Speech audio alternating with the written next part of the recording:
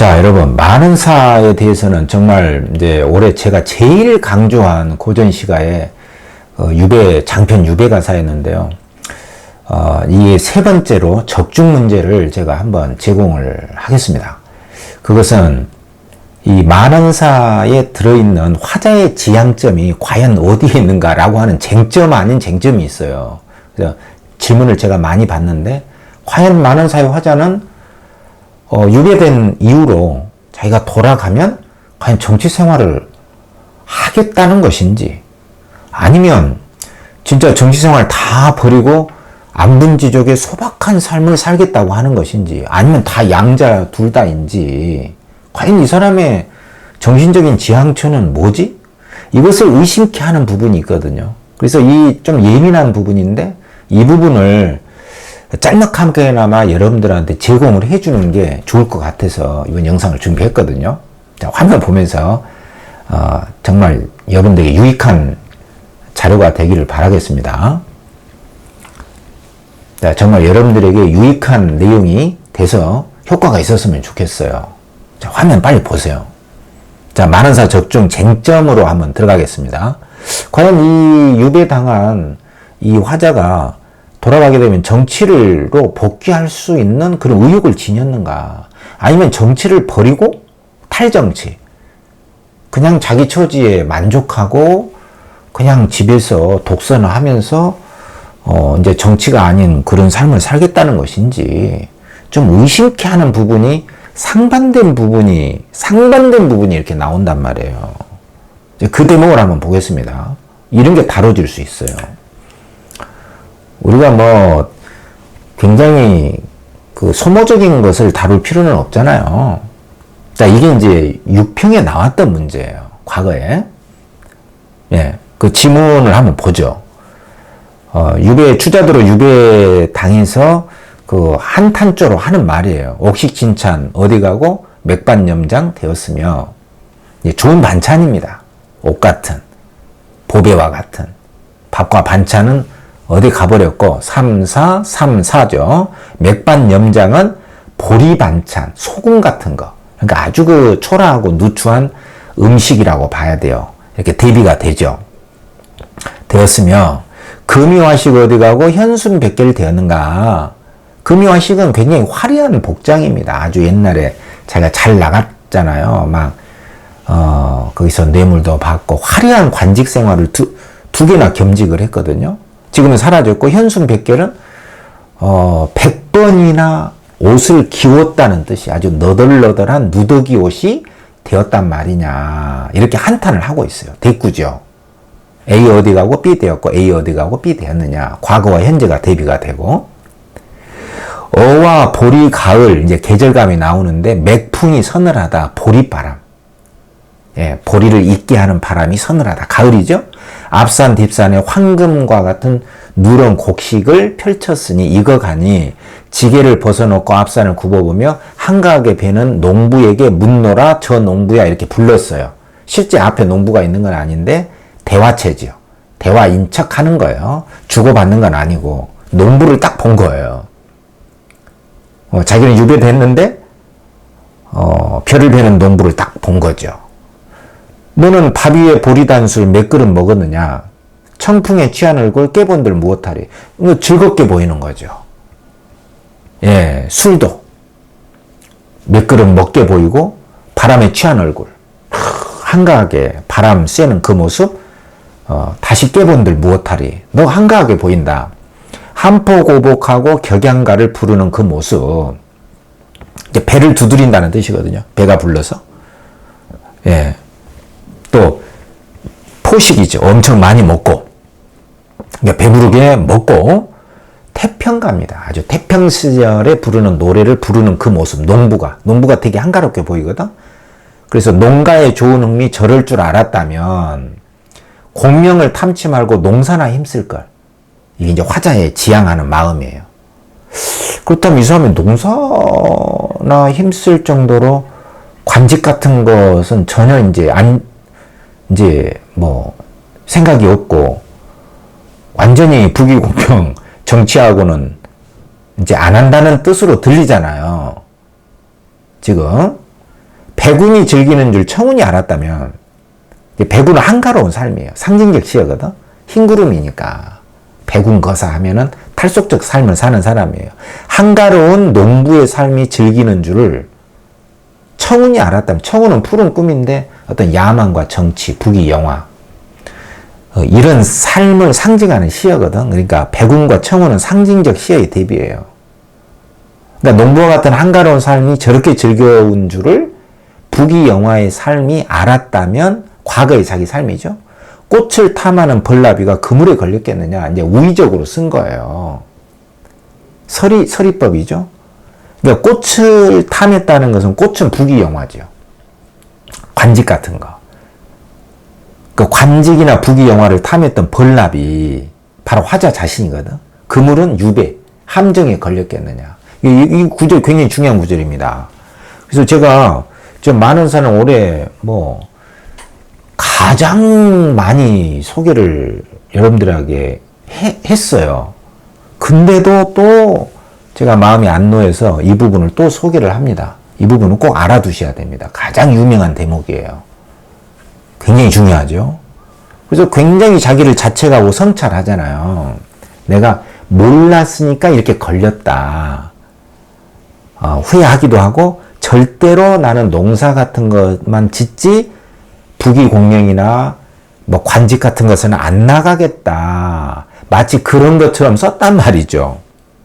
그잖아요.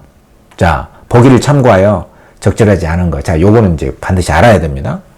작품의 창작이나 향유 상황을 고려할 때 유배 가사는 단순히 유배지의 삶을 그린 가사는 아니고, 유배 가사는 풀려날 목적으로 임금에게 자기의 목소리가 전달되기를 기대하며 지은 게 대부분이고, 따라서 이런 풀려나려는 목적의식을 가지고 지었다고 가정했을 때 더욱 감상이 풍부해질 수 있다. 그러니까 이 작품을 의도적으로 풀려나려고 의도적으로 교묘하게 꾸며서 썼다라고 감상을 하라는 뜻이거든요. 근데 이렇게 보면은 자기 자신이 꽃을 탐하는 벌나비에 빗댔다. 자기도 모르게 꽃을 탐하게 됐다. 벌나비처럼. 그것은 자기의 죄를 유혹에 약한 인간의 본성의 탓으로 돌리려는 거 아니었을까? 완전히 벌나비가 본능적으로 꽃을 탐하듯이 자기도 모르게 거기에 끌려가서 청운의 세계로 끌려가서 부귀영화를 탐하다가 이렇게 됐다. 이것은 벌나비가 꽃을 탐하는 거하고 똑같다. 이렇게 어떤 거 자연의 본성 탓으로 돌리는 것 아닐까? 이렇게 의심할 수도 있어요. 이건 의도적으로 이렇게 썼으니까. 그 다음에 괜찮죠? 죄에 대한 벌을 충분히 받고 있다는 점을 드러내기 위해서 유배지의 고난을 과장했을 가능성이 있죠. 이렇게 힘들다. 이게 풀려날 목적으로. 진짜로 많은 사람은 궁중에까지 흘러 들어가가지고 막 궁녀들도 막 눈물을 찍찍 짜게 만들었던 아주 고통의 과장성이 있거든요. 그 다음에 자신을 미친 사람이라고 인식한, 이제 자기가 미친 사람처럼 돼버렸다. 이런 구절이 있어요. 아까 제가 읽지는 않았지만 본문에 있습니다. 그것은 유배에 대한 심리적 고통을 전달하기 위한 것으로 볼 수 있지 않을까. 그렇죠. 자기가 고통이 이렇게 너무너무 고통스럽다. 이걸 강조하기 위해서 말이죠.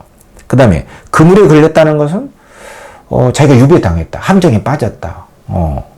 이런 것은 작가가 죄를 지으려는 의지가 없었다는 점을 강조하기엔 전략일 수도 있다. 자기가 진짜 벌나비가 꽃을 탐하듯이 자기도 모르게 어떤 거 자연의 본성처럼 거기에 자석에 이끌리듯 뻥 빠져서 함정에 빠져버렸다. 그럴 수 있지 않겠느냐. 이런 식으로 자기도 모르게 이렇게 한 것이지 의도적으로 그렇게 한 건 아니다. 라고 하면서 풀려날 목적으로 이렇게 썼다. 그렇게 해석할 수가 있는 거예요. 근데 이거는 나와 있는 게 아니라 이러한 관점에서 이렇게 해석할 수 있다는 뜻이에요. 해석의 가능성이 허용해야 됩니다. 허용할 수 있으면 허용해야 된다. 근데 5번을 보면 공명에 대한 욕심이 사라졌다. 이제 백운이 즐거운 줄을 청운이 알았다라면은 꽃을 탐하는 벌나비가 그물에 걸렸겠느냐? 나는 몰랐다. 다시는 그런 짓을 하지 않겠다. 이런 걸로 보면은 작가가 유배에서 풀려나면은 벼슬길에는 다시는 나가지 않을 것이다. 그렇게 볼 수가 있죠. 근데 요거는 보기의 입장에서 감상을 한 게 아니라 제시문을 있는 그대로 감상한 거죠. 무슨 말입니까? 보기 그렇게 그 제시문에 그렇게 나왔잖아요. 나는 이제 부귀 영화의 삶을 나는 관심을 안 갖겠다 그랬잖아요. 앞에서. 자, 여기에 보면은 농사나 힘쓸걸. 저런 줄 알았다. 농부가 저렇게 즐거운 줄 알았다면 나도 농사나 힘쓸걸. 폴라비가 걸렸겠냐. 내가 몰랐기 때문에 그렇게 한 거다. 그럼 액면 그대로 보면은 진짜로 벼슬을 안 할 것처럼 보이잖아요. 근데 이렇게 보는 것은 이 보기를 참조해서 본 게 아니에요. 보기를 참조해서 보면은 이거는 풀려날 목적으로 일부러 목적의식을 가지고 이렇게 썼다. 이렇게 해석을 해야 돼요. 이 1, 2, 3, 4번이 그렇게 해석했잖아. 전부 다 풀려나려고 이렇게 했다. 그러니까 이것도 공명에 대한 욕심이 사라졌다. 이 말도 왜 쓴 거냐? 풀려나기 위해서 일부러 쓴 거다. 거짓으로. 이렇게 해석해야 맞는 것이죠. 근데 제시문에 있는 것을 액면 그대로 저 사람은 진짜 벼슬하지 않겠구나. 이렇게 보는 것은 이 작품을 너무 1차원적으로 보는 것이라는 것이죠. 그러니까 5번이 틀려서 답인데 이해되십니까? 그러니까 보기의 입장에서 틀리게 감상한 겁니다. 그러니까 보기가 없으면 어때요? 보기가 없으면 5번이 일치 문제로 맞는 것이죠. 그러니까 헷갈릴 수가 있는 거예요, 여러분들이. 과연 만원사는 액면 그대로 정치하지 않을 것처럼 보이네. 근데 보기 입장에서 보면은 이거는 의도적으로 쓴 거기 때문에 굉장히 어떤 목적의식을 가지고 굉장히 교활하게 썼다는 거죠. 꾸면서. 그러니까 그런 입장에서 보면 5번이 틀린 것이죠. 보기가 없으면 맞는데. 그렇다면 진정한 만원사 화자의 뜻은 뭐예요? 진정한 만원사의 화자의 뜻은 뭡니까? 그것을 살펴보기 위해서 저번에 그 만원사 적중 문제에 제가 올려놓은 영상이 있거든요. 그 부분을 제가 다시 한번 강조를 하겠습니다.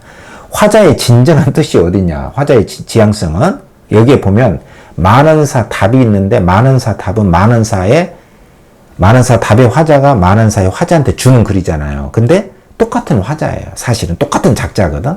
그러니까 만원사 답에 나온 말이 만원사의 화자의 뜻하고 똑같아요.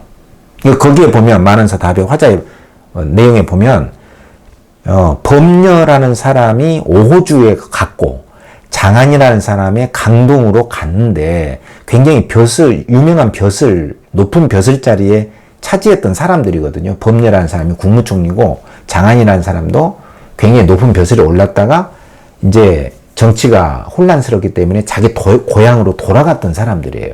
오호주라는 자연 속으로, 강동이라는 고향으로 돌아갔는데 범녀나 장안이라는 사람이 이 사람들이 이제 명철보신 하였노라 착한 채 자랑 마라.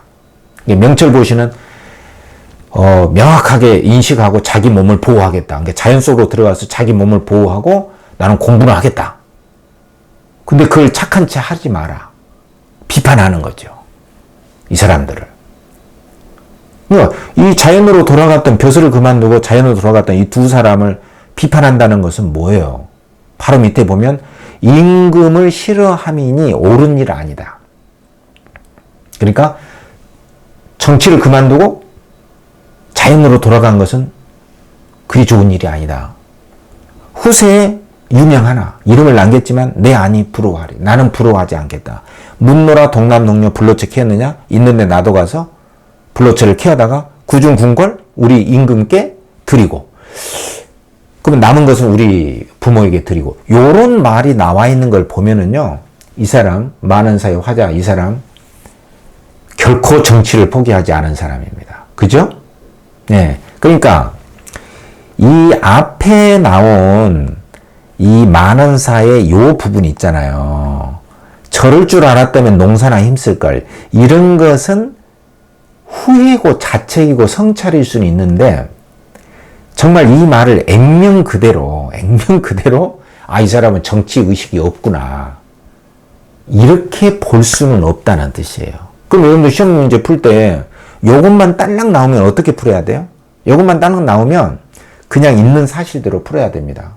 자, 이게 헷갈릴 수가 있는데 보기가 이렇게 나오면 보기의 입장에서 이것은 표면상의 의도, 표면상 그대로 정치하지 않을 것이다. 이것은 거짓말이다. 이렇게 풀으셔야 되고요. 다시 한번. 그리고 보기가 없이 요것만 딸랑 나왔다. 그러면은, 이 사람은 앞으로 이제 정치도 부귀영화도 안 하고 소박한 삶을 살 것이다. 이렇게 판단을 하셔야 된다는 거예요. 그리고, 지금 만원사 답의 요 부분이 나오면, 이 화자는 정치의식이 들들들들 끓고 있는 정치 세계로, 정계, 복귀의 열망이 강한 사람이다. 이렇게 보셔야 된다는 겁니다. 결론부터 말씀을 드리면. 무슨 말인지 아시겠습니까? 그래서 문제를 풀 때 그 제시문에 따라서 문제를 풀어야 된다. 그러니까 어떤 전제의식을 딱 가지고 문제를 풀면 안 됩니다. 그 텍스트가 어떤 텍스트냐에 따라서 정치의식이 있냐? 정치의식이 없이 그냥 농부와 같은 소박한 삶을 살겠다는 것이냐? 그 판단을 하셔야 된다. 이겁니다. 무슨 말인지 아시겠습니까? 그러니까 이 부분은 만원사 답은 굉장히 정치의식이 강한 대목이에요. 예, 그 뒤에 부분에도 방방곡곡 돌아다닌 손님집이 거기로서요. 만원사 답의 화자가 만원사 화자에게 그대의 집이 거기다. 부모 처자 마주 나와 손잡고 반겨하니 물음 끝에 웃음 나고 지나간 고생 다 헛된 고생이 됐다. 이제 고생은 끝났다. 갈충보국 힘을 쓰니 부모 봉양 전론 안에 이런 구절 있잖아요. 갈충보국이 뭐예요? 충성심을 갈망하고 나라에 보답하겠다. 이건 정치의식이죠. 그러니까 이 사람 굉장히 음흉한 사람입니다. 만원사의 화자. 이 사람 결국 정치할 사람이에요. 돌아가면 바로 또 정치 세계로 들어가서 또 옛날에 관직 생활을 꿈꾸고 있습니다. 그래서 이 부분이 나오면은 정치의식이 있다. 이렇게 답을 하셔야 된다. 이거죠. 텍스트에 따라서. 그리고 보기가 뭐냐에 따라서 보기의 기준 따라 풀어야 돼요. 그러니까 이 작품은 굉장히 다채로운 성격을 갖고 있기 때문에 무슨 말인지 아시겠죠? 예. 한 가지로 부귀영화 누리실 때, 부귀영화 누리고 싶다는 거죠. 이때 고생, 이 서름을 잊지 말고 외웠다가 잡잡고, 잘 잡고, 그러니까 너는 돌아가서 부귀영화를 누릴 것이다. 이런 기대감이 있는 거죠. 그러니까 만원사 답의 요 부분이 나오면, 부귀영화와 정치의식이 드글드글 끓고 있다. 이렇게 답을 하시고, 이제 마무리입니다. 마무리죠. 그리고 여기 이 앞부분 권명을 탐치 말고 농사나 힘쓸 걸. 이것은 자책을 하면서 성찰하면서 다시는 정치도 안 하고 소박한 삶을 살겠다. 이런 뜻을 드러낸 대목이에요. 이 대목은. 그렇지만 이 보기 기준으로 해석을 해라. 의도적으로 일부러 꾸며서 음흉하게 썼다라고 하면은 액면 그대로 벼슬길에 나가지 않을 것이다. 이렇게 하면 틀렸다는 뜻이에요. 여기까지 하겠습니다. 여러분, 지금 이 영상의 내용 이해되시죠? 만원사는 천의 얼굴, 천의 감정을 지닌 작품이라고 그랬잖아요. 그렇기 때문에 고전 시가의 전공자 선생님이 들어가면 어떤 텍스트를 선택해서 그 텍스트의 내용을 있는 그대로 일치 문제를 내느냐에 따라서 여러분들은 그 텍스트에 따라서 답을 해줘야 됩니다. 그리고 보기의 성격을 잘 보셔야 되고, 그래서 소박한 삶을 살겠다. 정치의식이 없다. 그런 대목도 있고, 그 다음에 만원사 답의 부분은 부귀영화와 정치에 대한 욕망을 그대로 드러낸 부분이 있기 때문에 양자의 성격을 다 갖추고 있다. 만원사는 그만큼 음흉하고 교활한 작품이다. 이 점을 꼭 기억하시기 바랍니다. 아시겠죠? 이만 하겠습니다.